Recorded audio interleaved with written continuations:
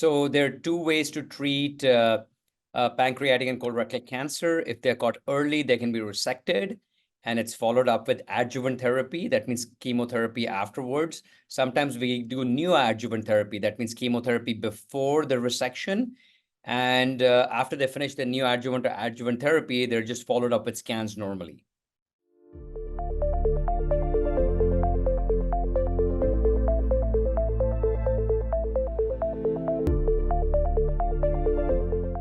So this study was a phase 1 study.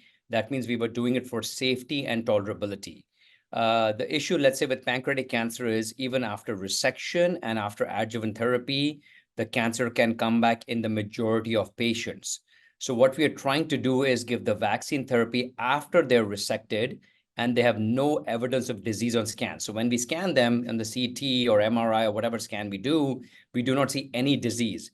So what we're trying to do is decrease the chances of the cancer coming back, even when they've received all their surgery and their adjuvant therapy. And what we chose in this trial is we chose something called a KRAS vaccine. So it was against KRAS D and R, Delta and Romeo. And these are expressed in pancreatic cancer and D in some colon cancers. And what we did was once they finished the adjuvant therapy, if their circulating tumor DNA was positive or if the tumor marker was rising, so it represented a kind of a high-risk population, then they got the vaccine. They were enrolled to get the vaccine. But remember, again, there were no evidence of disease at the time when we put them on the trial.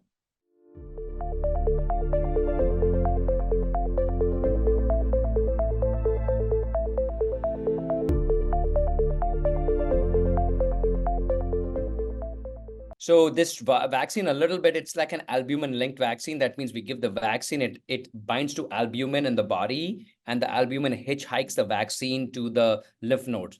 And why that's important is because this binding to albumin, we think it can increase the immunogenicity of the vaccine, increase the T cell response.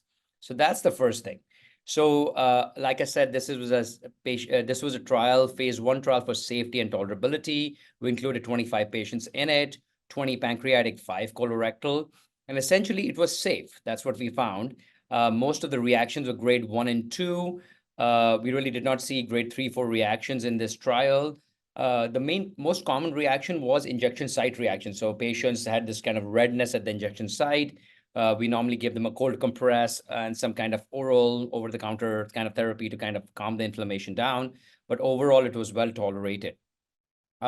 Coming to what we saw as far as response, the way we followed the response was we either followed their ctDNA. So, we had a certain number called an allelic fraction on the ctDNA.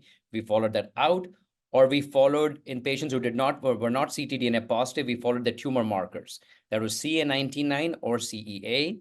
And what we saw was that 84% of patients saw some reduction in the tumor markers.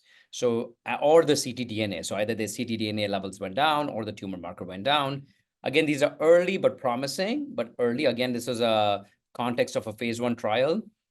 What the interesting thing was, patients had a median of 13x of T cell responses from the baseline. There was a median.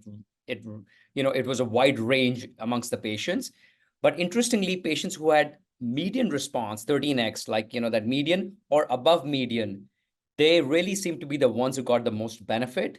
So the patients who, did not get the median response, they had a recurrence-free survival of about 4.2 months. That means the disease came back in about 4.2 months as a median in those patients.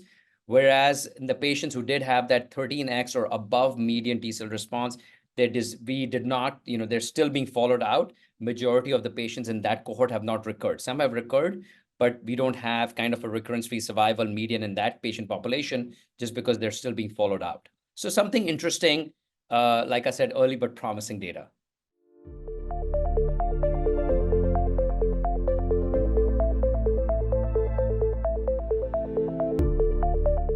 So I'm hopeful. I'm always a hopeful physician. So I'm hopeful that in the patients, it might potentially, and we are going to bigger trials now, it might potentially show us that it either delays the recurrence or completely, decreases the chances of recurrence of the patients who are getting this vaccine in this adjuvant setting, a post-resection in pancreatic cancer.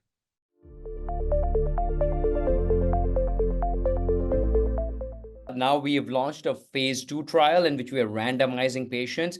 In that, it's a 2:1 randomization. That means 66% of the patients get the vaccine, 33% don't.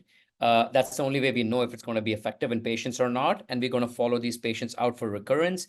The patients who are not getting the vaccine at the time of recurrence, let's say the cancer does come back, then they can get the vaccine at that time. It's called a crossover design.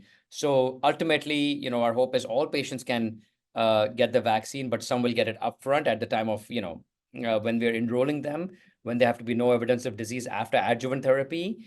And the others will be, potentially could be at the time of recurrence, but not at the onset of the therapy. Predicting science is always it's always challenging. Like I said, we are cautiously optimistic that it's going to help improve outcomes in this disease. As you know, pancreatic cancer is a dreaded disease. We need everything we need in our armamentarium to improve the survival for these patients. So we're hopeful, cautiously optimistic is what I would say.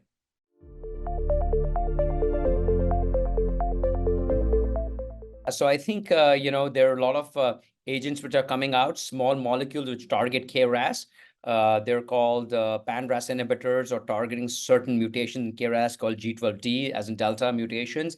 So we are very hopeful that in the next 3 to 5 years, we're going to see a flurry of activity and hopefully some new agents that we could offer to our patients that could potentially get approved for these diseases. So very hopeful for the future ahead, and both vaccines and these small molecules may provide us with new tools to treat our patients.